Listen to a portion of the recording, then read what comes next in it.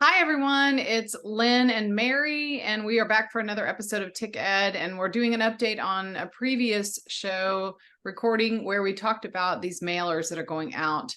And I will put that show in the bottom in the comments. So if you want to get the recap on that, you can watch that because we have the pictures of the mailers in that previous episode. But now we want to do an update because we have some more information on these mailers that are going out. They're attacking state board members who are largely conservative, and the mailers are saying that the members are not conservative, and they're saying that they voted with the Democrats, and they give these percentages, and the information is false. And so Mary, what do you have to say on that?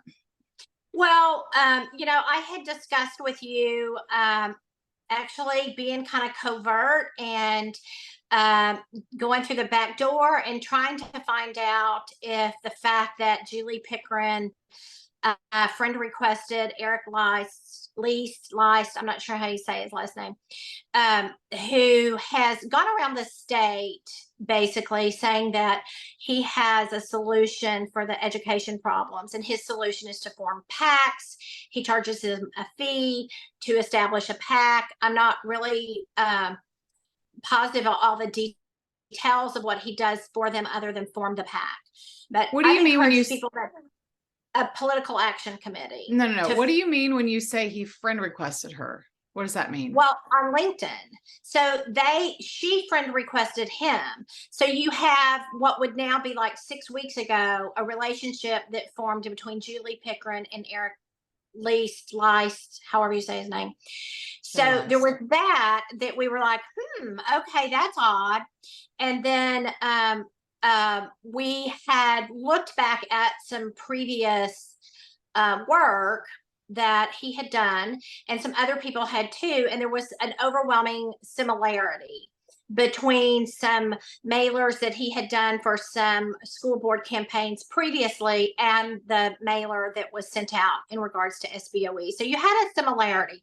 So we were doing a little bit of detective work, you might say, and I was wanting to continue to be covert, and you said, I'm going to call him directly. I might run for another office, and I might run for SBOE, and so I'm going to call him directly. And you did. And talk about that. I will back up and say that I met him when there was a group of Richardson ISD parents, since I live in Dallas, but that's where I'm zoned. And that's our school district is Richardson ISD was forming a PAC, and there were parents. So I met in someone's house, and Eric came, and he had success. We had reached out to him because he had success in South Lake and was able to get some trustees elected. And so we needed to, we wanted some information on how to get school board candidates elected. I ran in 2017 and lost that election. So Eric had a lot of good information and all, and he's had some success. So he's trying to capitalize on that by finding other candidates who want to run for state board. He's trying to get people to run. He's inquired about people running against Pam Little, who used to be my rep up in North Dallas, but we got redistricted, and now mine is Kevin Ellis.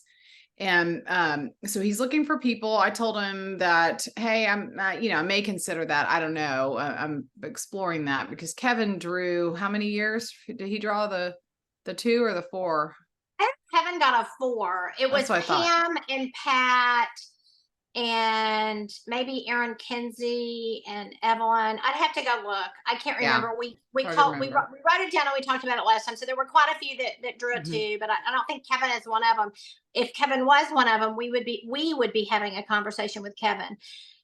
We are committed to working with the members who are currently on the State Board of Education, provided that they're willing to work with us and that they will hear what we have to say and that they will give us feedback on it and point out where the information we're giving them is not valuable or concrete. And at this point in time, we have that relationship with members of the board, some more so than other, but we have access to all of them with the exception of of two of the new members that are not interested in hearing anything that our group has to Yeah. say. And I'm not sure they're interested in anybody else either, but Well, Julie yeah. is one of them.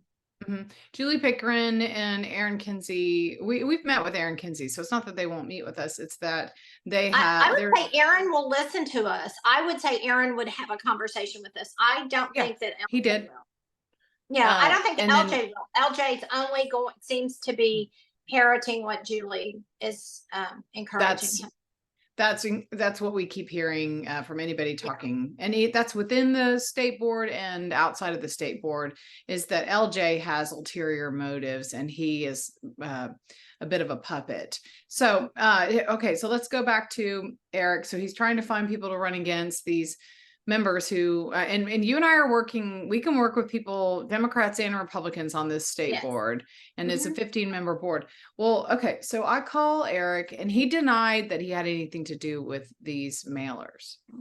And well, what did he say to you about the quality of the mailer? Because I thought that was kind of funny.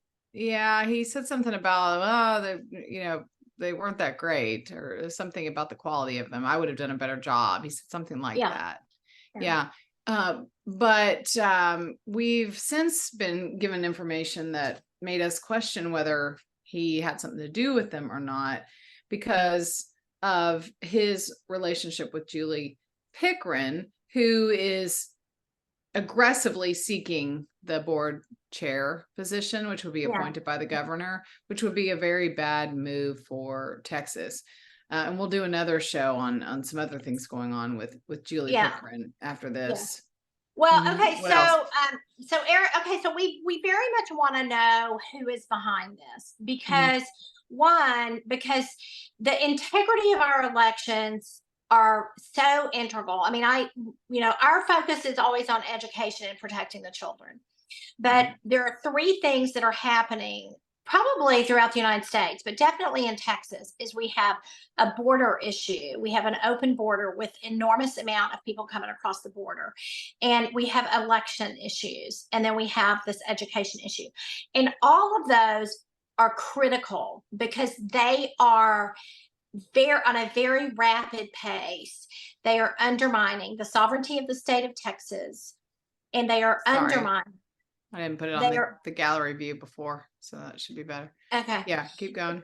They are undermining also the constitutional republic. And so when you let little things go, like a lie about who put out a political ad,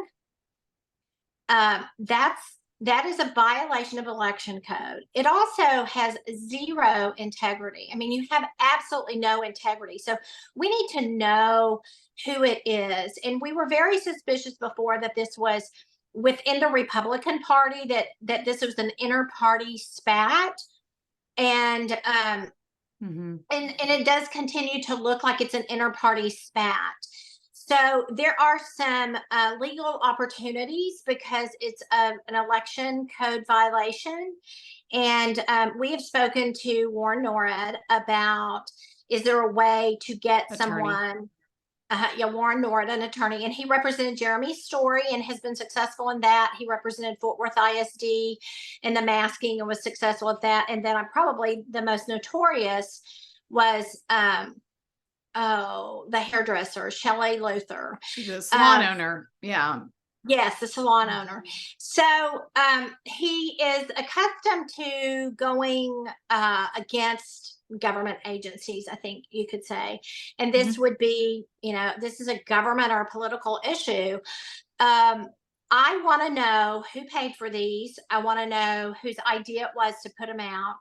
And we already know for pretty good word that Eric is going around our part of Texas, and it appears other parts of Texas, and he is asking for candidates to run against Pam Little and Pat Hardy. And I want to say, hey, call us. We've been looking at who's going to take their seat when they step down for about 18 months. Mhm. So we're not doing this last minute, but we're also not going to do this in a manner that is disrespectful to two women who have been in education and have served with respect and dignity and honor and truth. They have never gone behind the public's back. They have never made a concession behind closed doors in order to advance a vendor. And so we would never disrespect someone who serves with honor and respect. And I believe, even though we don't agree with all of their votes, those two women have done that, and they do seem to be highly targeted Mhm.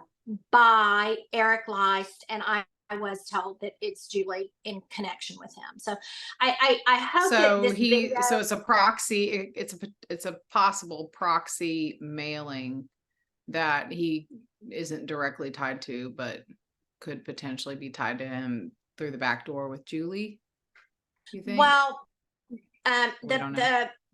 the person who I spoke to, who asked to remain anonymous, Mhm. had a conversation with him, and he said yes, that was his work product, and he Mhm. talked about other work product that he has done, and he Mhm. talked about that there was going to be another round of mailers in the North Texas area of targeting SBOE members, one in Pat Hardy's district and one in Pam Little's district. I've not received it, so I don't know what it says. I'm thinking Yeah. it possibly hasn't dropped because uh, we get notified when stuff like that hits, and we've Okay. not been notified. So I'm thinking it has not dropped. But Okay. I mean, Well, again, he took ownership of that. But I think, I don't know. He told you no, he wasn't involved in it, and clearly he's told somebody else yes, it was his work product. So I don't know what is real. But I one do way or want the to other. find out. And if a lawsuit needs to be filed, a Rule 202, to discover who committed the election violation, then I hope that happens, because there's a name on the flyer, Texans for Conservative Education, and that organization is not registered anywhere in the state of Texas. Right. We've explored all avenues to figure out who's behind that, and yeah, as far as transparency, one thing you mentioned before when we were talking is this is a cowardice move. And I mean, it's not illegal to send out mailers and hit Right. pieces like that. I mean, it's fair game when you're a public A politic, official, right. Mhm. but it's still, when you're talking about party infighting and those who are going after the conservative, those from the right who are going after those on the right, then I mean, and you and I go after people all the time when they do wrong. We have, we try to go to them directly, and if they don't respond, the way that they should and be honest, Right, with the then public. we go public. This deal is this is really sketchy. So we'll keep updating people. I mean, our call to action for you is to help us figure out who did it. If you know these people, ask them point blank, and watch their their Yeah, responses, I and mean, I there was a point in time when see I where their wanted, eyes go. yeah, I wanted to Fishy eyes. call and say, hey, listen, we tracked the mailer, the stamp on the mailer that has the postal code for the bulk mail. We Mhm. tracked that, and it's the last person to use it was a company called Redlands, and they are out of California, but they have an office on Beltline in Dallas. It may Mhm. actually be Irving. It's on that border. And the person there was not friendly, not gracious, and was not willing to reveal who they separated, sorted, and stamped it for. So the fact that they were hostile led me to believe that they knew that this was something that had to be kept under wraps, and they had to be covert about. And so we know who they are for a fact, because that is tied to the Postal Service and it's registered. So if the Rule 202 lawsuit needs to be filed against them, then we can do that. But the people And involved here probably should save themselves the embarrassment and the time involved of going through a lawsuit.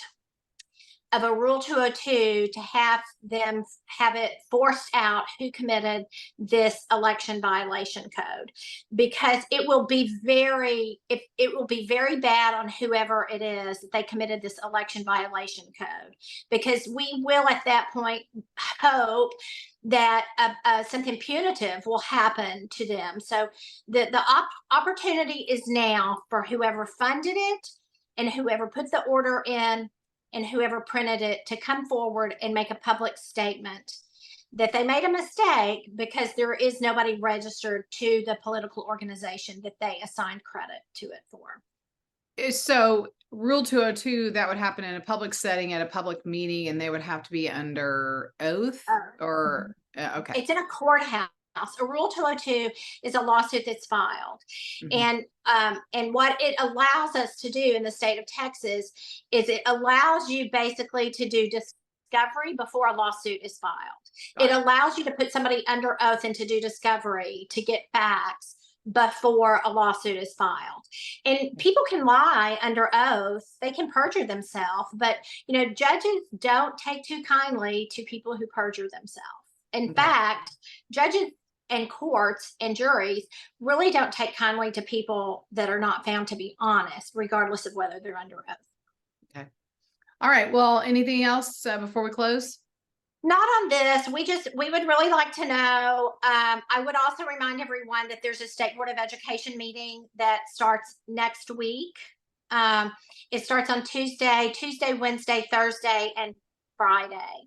And it's a very full agenda, and there's a lot of items on there. There's not a lot of action items or action that the SBOE is taking, but they all seem to go directly, have a direct impact on what happens in the classroom. So this is a meeting that I think is very important and that people should certainly listen to. And if they have an opinion about a direction of something, they should let their state board member know prior to the meeting, and then they should consider showing up to testify.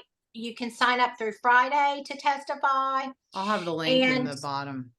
Okay, you can sign up until Friday to testify. And I would say also important to at least watch I think you have to be there in person, but I can't always do that, so I know others can't either. But keep an eye on this. This is important. Okay. All right. Thank you. Thanks. And Thanks, we will get this posted ASAP. Thanks. okay.